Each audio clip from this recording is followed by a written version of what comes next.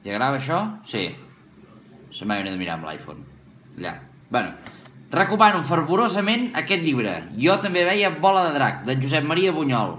Compreu-lo, I si no, que us el regalin, embolicat i tal. Per fi, algú s'ha dedicat a escriure la veritat sobre en Peyu, el dibuixant dels Barrufets. Estic fart de donar explicacions que no és tiet meu, ni és avi meu, ni res. Aquí ho trobareu explicat, pàgina 27. Un senyor belga dibuixava els Barrufets i es deia Peyu. I s'escrivia P-E-Y-O. I el meu és P-E-Y-U. Deixeu d'emprenyar ja, No tinc res a veure jo amb aquest senyor. Que si tingués alguna cosa a veure segurament tindria més cèntims cara i tot plegat, però vaja, vull dir que no... Res a veure.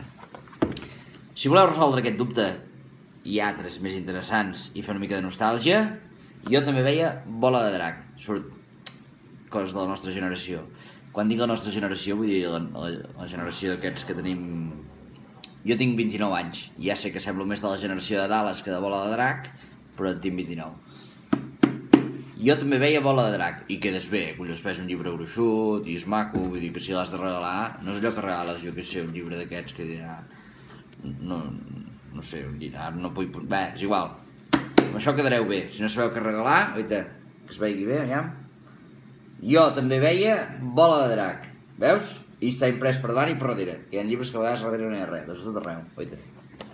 I cardo una olor de nou, que això... Oh! Hauríem de fotre un desodorant d'aquesta olor. Oh!